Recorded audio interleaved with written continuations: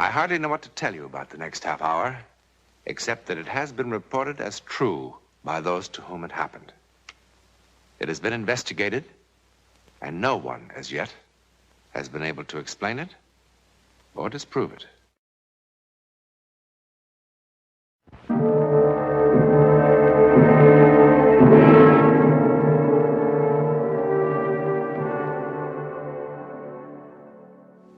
Where is Sylvia Ackroyd?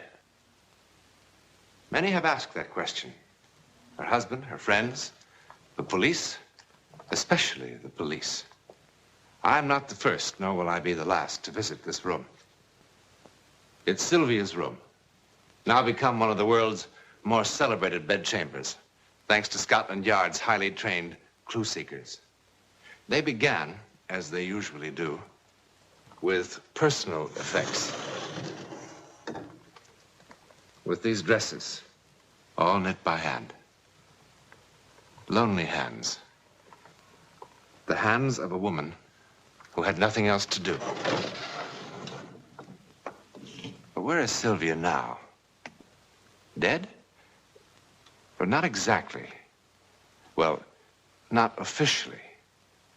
That morning, the 4th of April, was an important day. It was her birthday. Sylvia?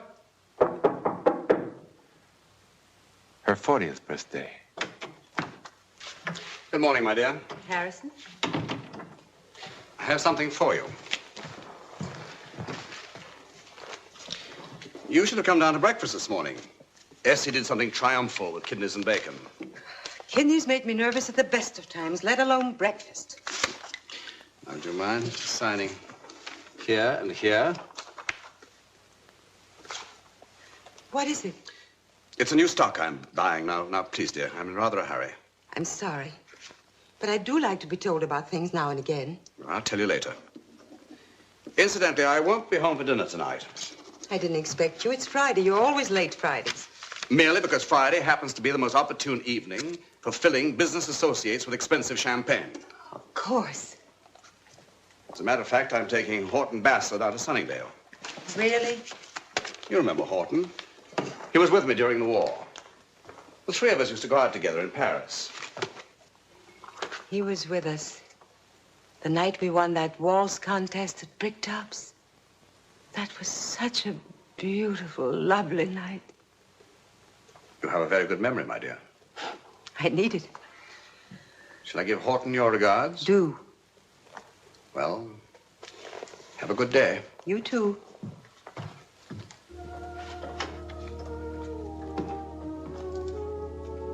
Good day. A good day. What is a good day?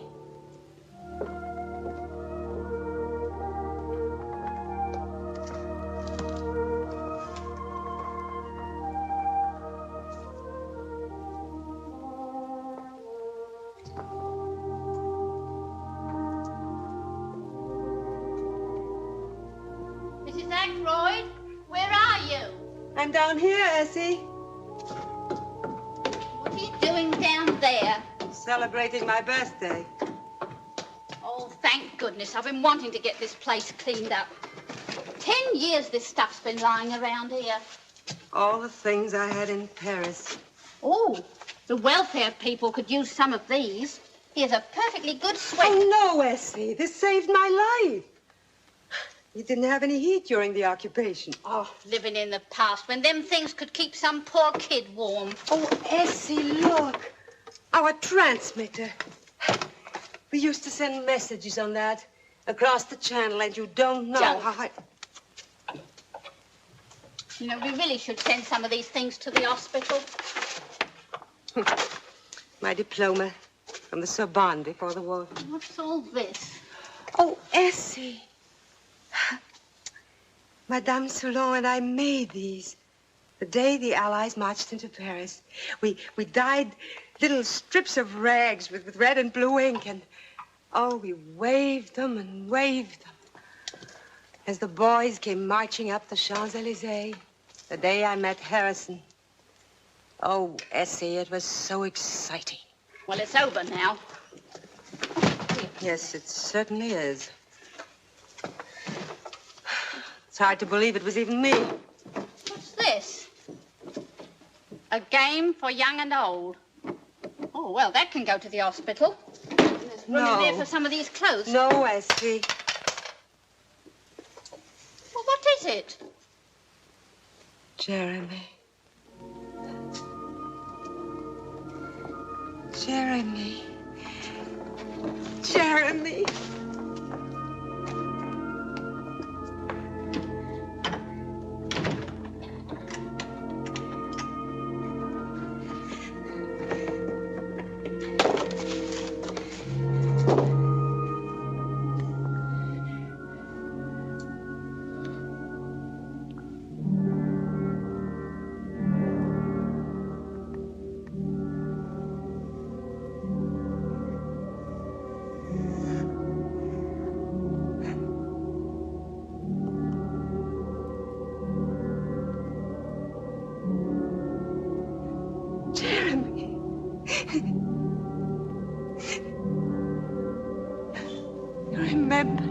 You remembered today.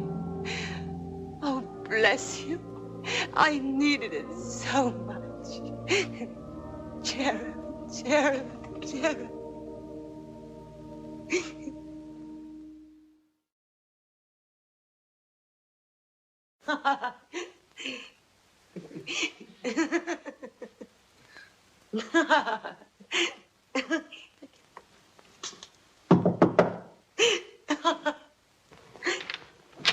Oh, Essie, that's not very big. You're lucky to get anything, sending me down at the last moment. 3 shops I had to go to for enough candles. And I got lamb chops for your dinner. Wonderful. Wonderful. Maybe I should get some more. There's only enough for one. No, that's right, Essie. Dinner for one. I'll have it up here on a tray.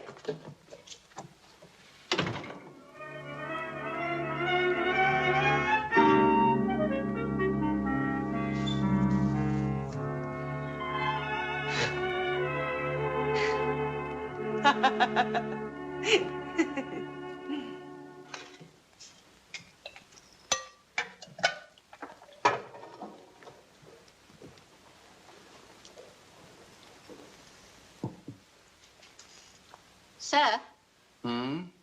I was wondering if you knew a man called Jeremy. Doesn't that look good? Jeremy who?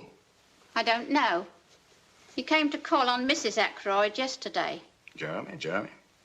Oh, probably Jeremy Carlos from the Spanish consul. What did he look like? Oh, I didn't see him. He came when I was down at the shops. Mrs. Ackroyd asked me to get her a birthday cake, and it was when I got back. Oh, was it her birthday? Heavens, Essie, why didn't you remind me? Anyway, it was quite a party. Well, good. I'm always telling Mrs. Ackroyd she should have more friends. Have a few laughs. Well, there were plenty of laughs yesterday. I could hear them even when I was down here, dusting the sitting room. Good morning, darling. Good morning. It's all right, Essie. I'll help myself. Oh, I'm so hungry this morning I could eat me kidneys. Scrambled eggs. Oh, so they are. Darling, I'm sorry about yesterday. What? Your birthday. Oh, darling, I forgot yours last year. Anyway, I thought you were just being tactful. You know how women dread birthdays. I was thinking, that's one advantage in not having any children. You never miss an opportunity, do you? I didn't mean it that way. I just meant that this way I can stay the same age forever without suddenly finding I have a daughter years older than I am. Anyway, I'm glad you had a nice day. I did. Essie tells me you had quite a party. Who was here? Oh, it wasn't really a party. I just thought a birthday cake would be fun. That man from the consul? Who? Carlos? Carlos. Oh, no, Harrison. Then who was here? There was no one here. Sylvia, what you do is your own affair. I use that word judiciously. Frankly, I don't mind, as long as you're clever enough to keep it that way. But you must understand my position. I will not risk adverse publicity. I don't intend to find my name in the morning papers. I hope I make myself perfectly clear.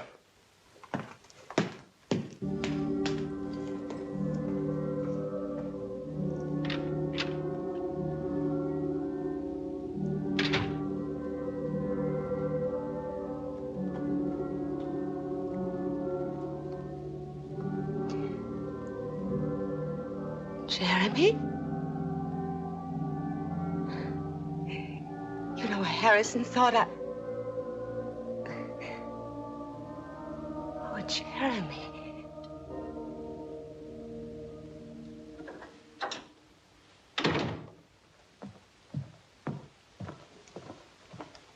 Harrison, you're early. Where did you go tonight? Oh, I got bored with the house, so I thought I'd dine out. Oh, so you thought you'd dine out. Yes, Harrison. It's Friday, your night out. I thought it was time for my night out, too. And where did you go? Quaglino's? Did you see anyone we know? Yes, I saw the Bradens. And did they see you? They were sitting at the next table. Well, you're going to tell Lily Braden right now how delightful it is to have your cousin over here on a visit from France. And No, that you will I won't, Harrison. Because Lily wouldn't know what I was talking about. Yes, they did see me. In fact, they asked me to join them because I was by myself, dining alone. You're a liar as well. How dare you?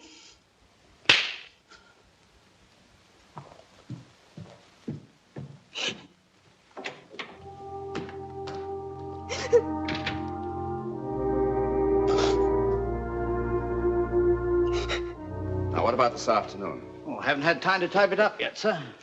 Here you are.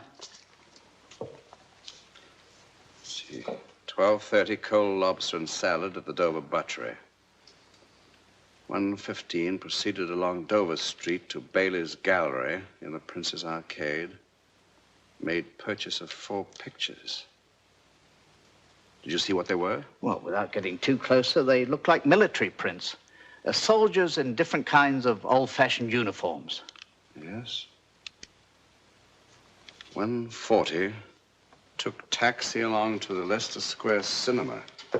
American musical starring Sid Charisse and G. Did she meet anyone? Not today, sir. And Mrs. Ackroyd left the cinema about 4:25 and took a taxi home. No visit to the museum today? No, not today, sir. And all this time, she never talked to anyone? Well, not to anyone, sir. What do you mean? Well, when she thought no one was looking, she talked a lot, sir. In a low whisper. And laughing, sir. Your wife laughs a lot. But always to herself.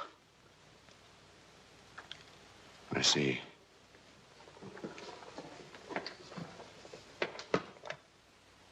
Jeremy, why can't I see you?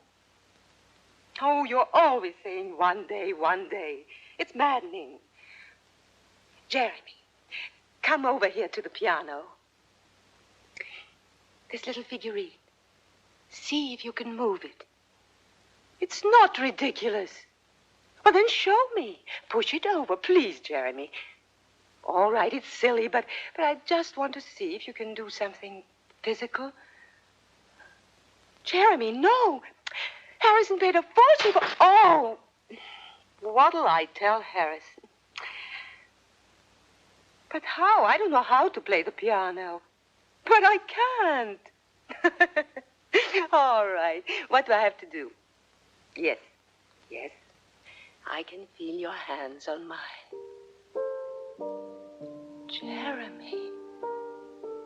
That's beautiful. Look at my fingers. You never told me you could play like this. Jeremy, please let me see you just once. I'll do anything. Yes, what? I promise. This afternoon, I'll go to Hartnell's and buy the giddiest thing I can find. will. Honestly. Now, Jeremy, don't tease me. I couldn't bear it if you... When? Jeremy, tonight. What time? Oh, Jeremy, I want to know how tall you are and the color of your eyes and what you look like when you laugh. Turn that off. How could you? How could you? How could you spy on me? How could you? How could you?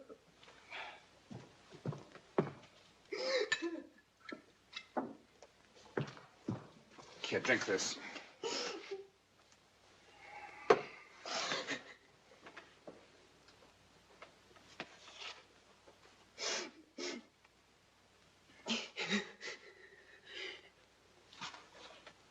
It's pathetic, isn't it? All these weeks you've been suspicious. Now you know. I do have a friend. Now you know why I couldn't tell you about him. Wasn't because I was frightened you'd be jealous. I wish you could have been. If you were capable of jealousy, this wouldn't have happened. I know one thing, Sylvia. I know that you're ill. You need a doctor. No! You don't know anything. I'll tell you. Do you remember me? I don't mean the heroine of the resistance or anything like that. I mean me. Me, the way I was. Fun and pretty and enthusiastic about things. Do you remember? What happened to me, Harrison? I died. It wasn't getting older, that did it. Harrison, I loved you very much. Sylvia, you must... Just listen. When I found out about you, I should have fought to keep you. But I didn't. I just gave in. I stopped living. Until 3 weeks ago, Harrison, on my birthday, something happened to me. And all of a sudden, I was moving again, and there was color and fun and sunlight. Because someone was showing me some affection. Who? Someone incredibly kind. But who, Sylvia? Do you know what a Ouija board is? A Ouija board? What are you talking about? You remember when Pierre Dardet was captured, and we couldn't get any messages across anymore. Well, Madame Soulon had read a book on telepathy. It seemed pretty far-fetched, but we were desperate enough to try anything. The nights were long, anyway. So somewhere she'd find a Ouija board. Well, you've seen them. You put your hands on it and they write messages. It's a board. Well, anyway, it didn't work. Not for the purposes we wanted, but we did make a friend. Go on, Sylvia, go on. Before God, I'm telling you the truth.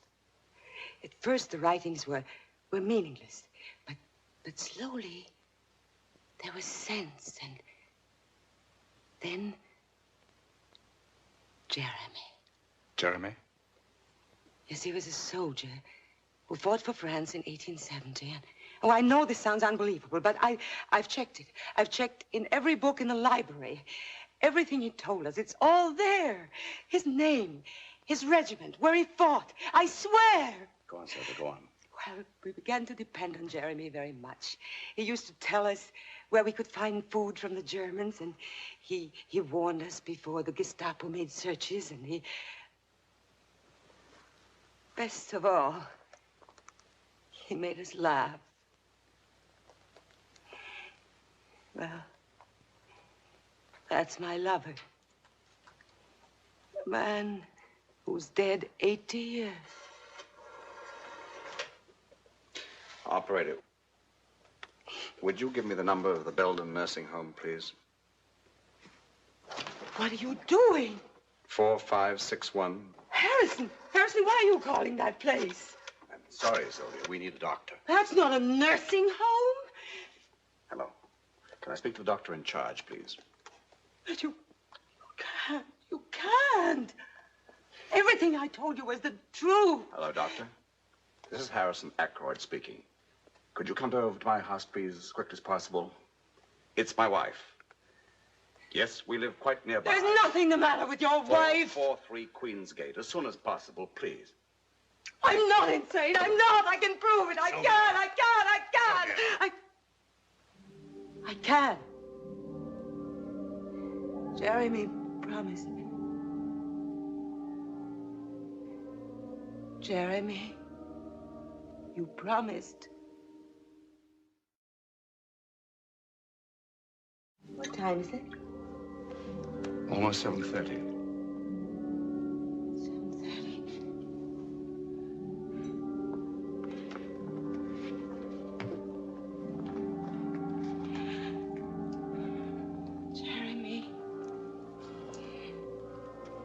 Jeremy, please. I need you.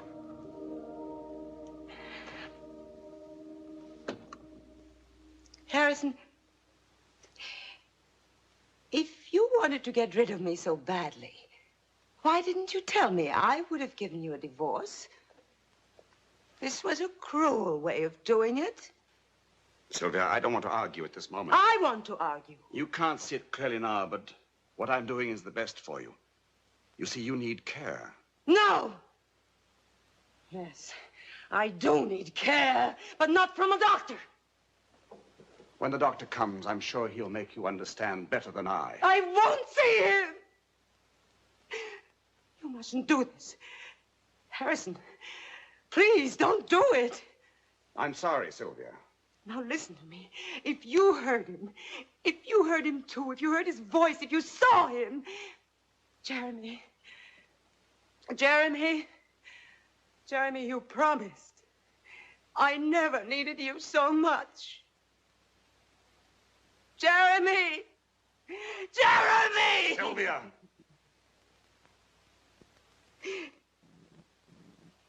Harrison, the tape recorder.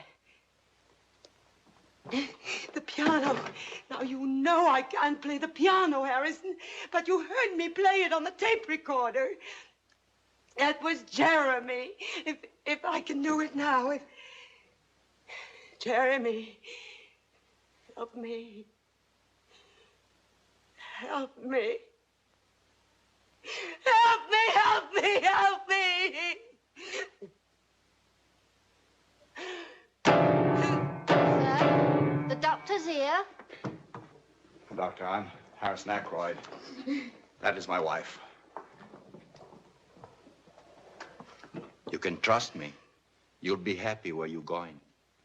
Come on now.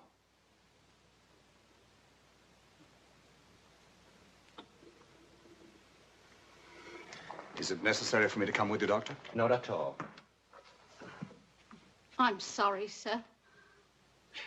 Oh, don't bother to make up the fire, Essie. I'll be going out almost immediately. Oh, I hope the doctor's not having any trouble.